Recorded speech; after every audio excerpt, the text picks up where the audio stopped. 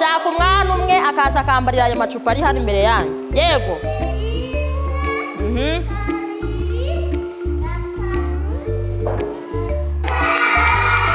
Flowers, super. Gukina n'umwana ni ibintu bihendutse kandi ni ibintu byiza. In March 2021, VSO continued its journey of supporting Rwanda's vision, where every Rwandan child aged 3 to 6 years could experience the joy of learning through play.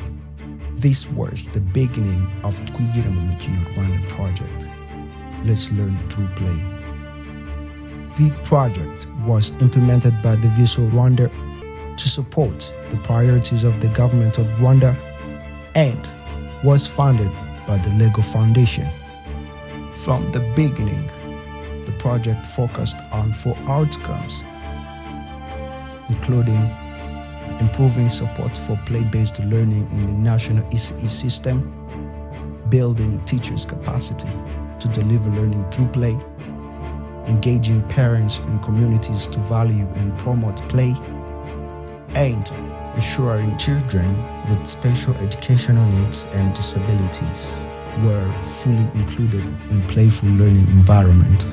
TMR worked hand in hand with leaders at every level, from national policymakers to district officials and school leaders, to embed play into Rwanda's education system. Umufatanyabikorwa VS wadufashije guhugura abarezi ku buryo babikora babikunze, tukaba tunafite icyizere yuko bizakomeza kugera kuri benshi kugira ngo abana bacu bakomeze kugira ubuzima bwiza, ndetse n'abayobozi b'ibigo by'amashuri nabo barahuguwe ku buryo no gutanga kumenya uburyo bafasha umwana akihagera, yaba ari umwana udafite ubumuga, yaba ari umwana ufite ubumuga, bijyanye n'ibikoresho bihari bazi kubikoresha ku buryo umwana wese wageze hariya ku mashuri VS ikoreramo abasha kubona iyo serivisi cyane cyane yo kwiga biciye mu mikino, kandi bikabafasha bakazamura ya mitsindire, ariko cyane cyane ya mitekerereze ishobora no kubafasha mu kubaho mu gihe kiri imbere. Imfashanyigisho dufite ni CBC, aho umwana ahabwa umwanya wo gukora ibyo yifuza kurusha ibyo mwarimu amubwira, none mwarimu akaba nk'umuyobozi umwereka inzira yo kubicishamo gusa. Iyo bigira mu mikino kuri mwarimu biramufasha byoroshye cyane, kubera ko cyane cyane nk'abarimu bafite abanyeshuri benshi, iyo yashyize isomo mu mukino abana bose abageraho byoroshye, kuko n'ufite ikibazo ahita niwe wibwirira mwarimu ko ikibazo afite. Dushima umufatanyabikorwa wacu cyane VSO mu mahugurwa yagiye atanga, ariko buriya iyo mutwigisha mukigisha abayobozi mukigisha abarezi, akenshi mudutoza ko n'igihe cyose umushinga waba utari gukora dukwiye kumva ko bya bikorwa tubigira ibyacu.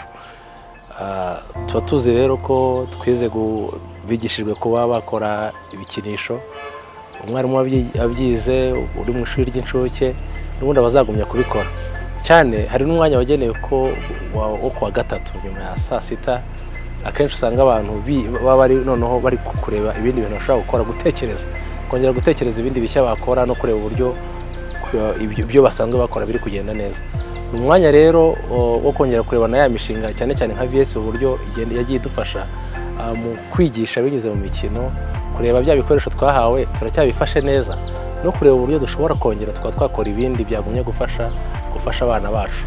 Play-based learning encourage motivation, encourage creativity among children, and it's help children to develop holistically. That is to say, they develop socially, they develop cognitively, they develop physically, and they also develop emotionally. The government of Rwanda and the Ministry of Education has a very ambitious target around pre-primary education, because we believe that pre-primary education is the most important area where we need to invest.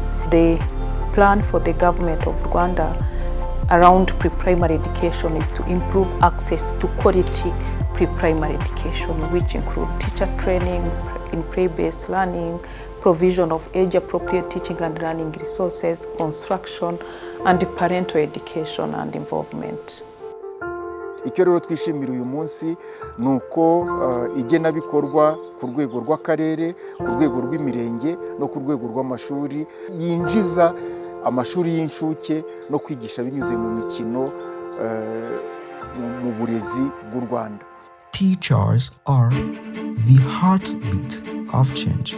TMR trained more than 2,000 pre-primary teachers, gave them access to digital learning modules, built strong communities of practice, and supported ECE mentors. Igihe TMR itaraza, natangiye kuri iki kigo itaraza, ukuntu twigishaga bisanzwe nk'abantu bari kwigisha abana bakuru, abantu ugasanga baricaye mu ishuri, nawe ukajya hari imbere ukavuga, mbese nk'uko kwigisha abantu bakuru, ukabona abana bamwe bari bored, ukabona bari kujya ntacyo bibabwiye nyine, ukabona bamwe bisinziriye, ukabona ntacyo bibabwiye muri make.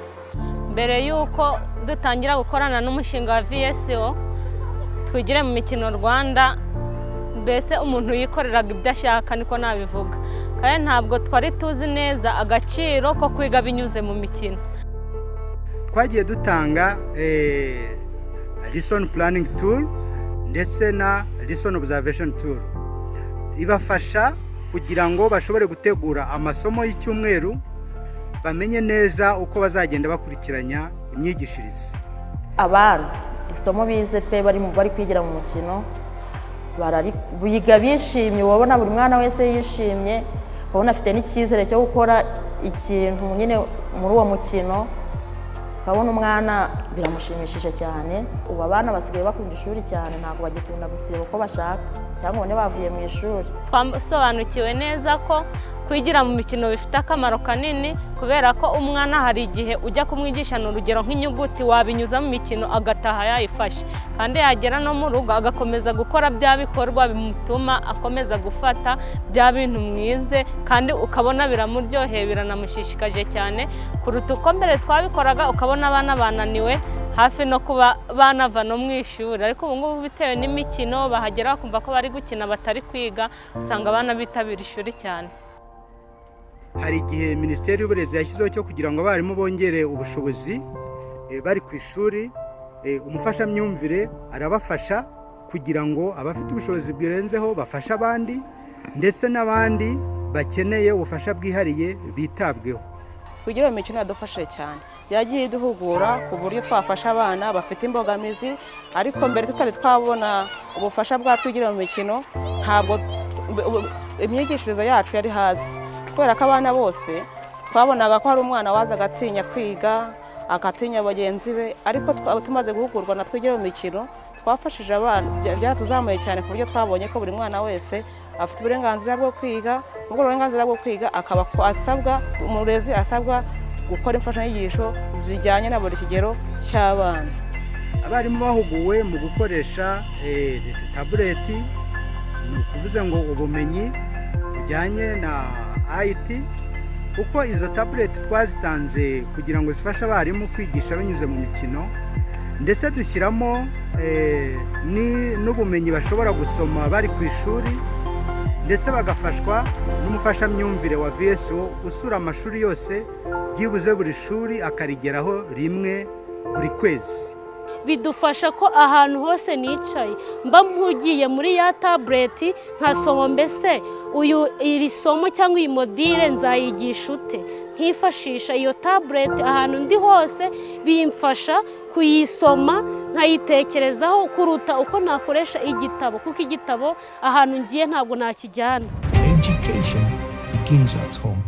That's why TMR engaged more than 2,700 parents, reached over 49,000 community members through parent engagement sessions, home visits, community theater, and media. Families discovered that simple games at home can build strong foundations for school readiness. Umushinga twigire mu mikino Rwanda wafashije ababyeyi kuzamura imyumvire n'ubumenyi ku bigendanye n'uburezi mu mashuri y'incuke, ariko cyane cyane kwiga binyuze mu mikino. Gukina n'umwana ni ibintu bihendutse kandi ni ibintu byiza.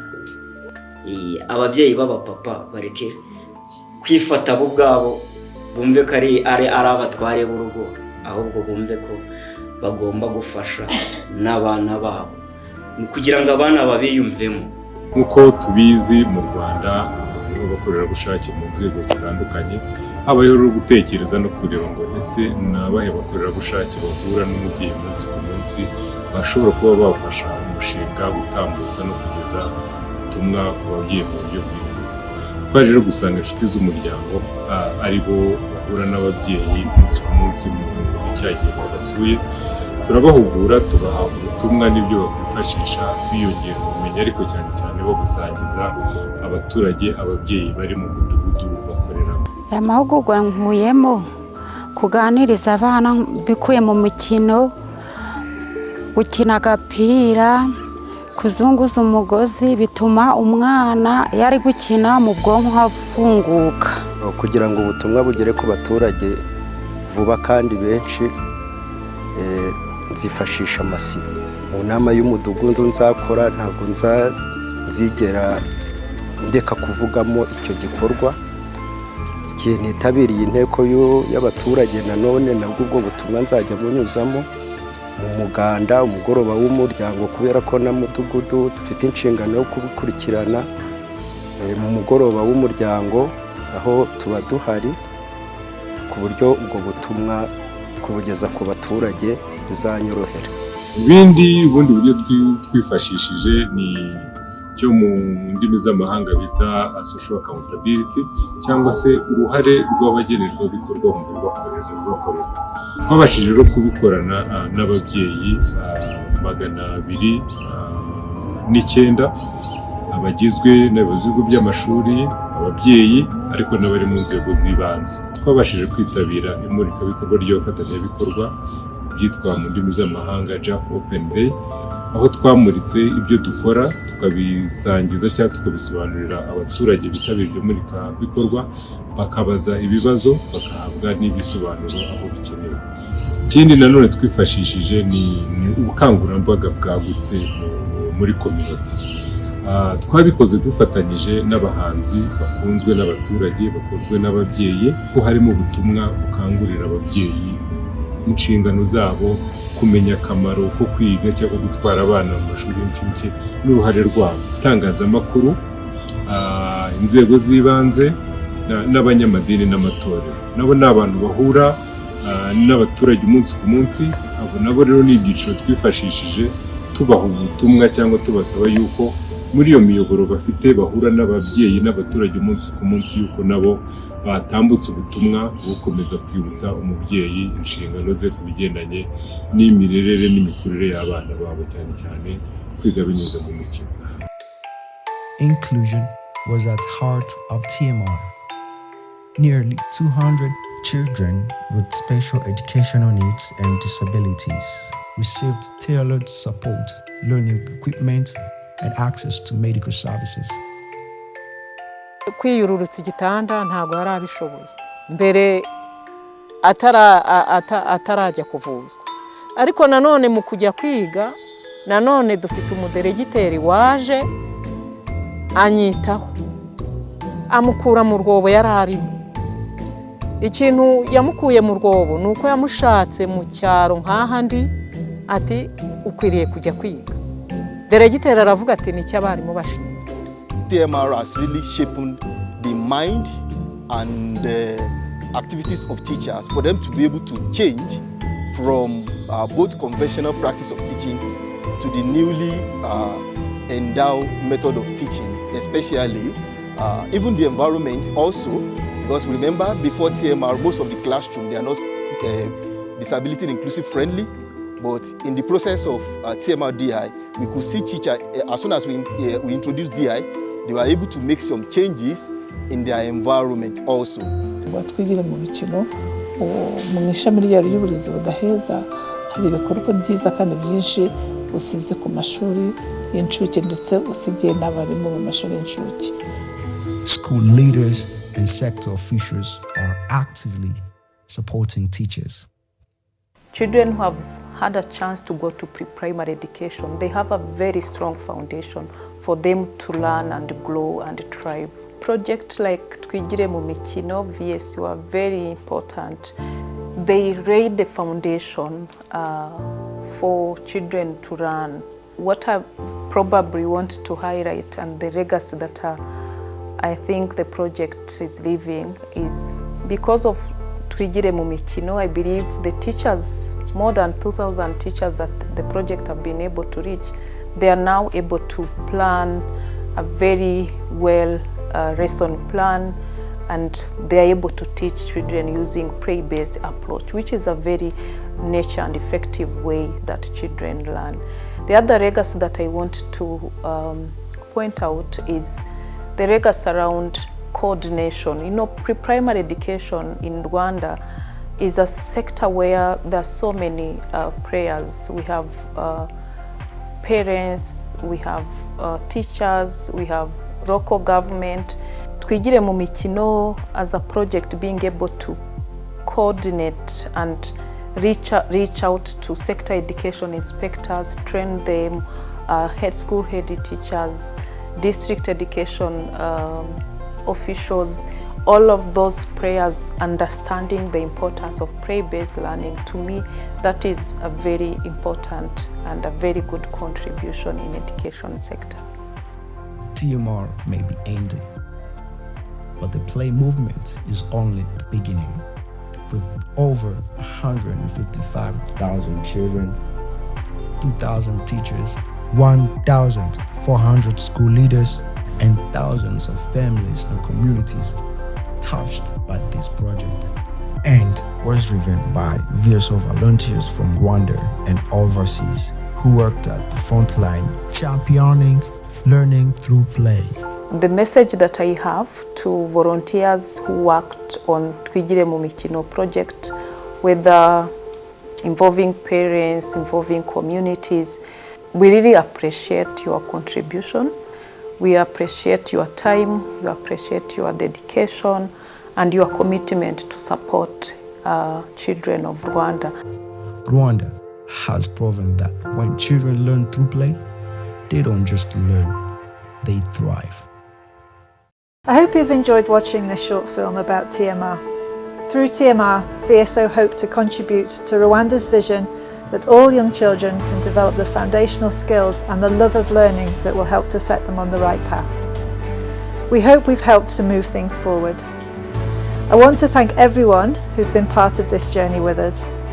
Our colleagues in national government, development partners and civil society, the local authorities, school leaders and service providers, teachers, parents, community volunteers, the VSO family of volunteers and staff, and of course the children who continue to inspire us.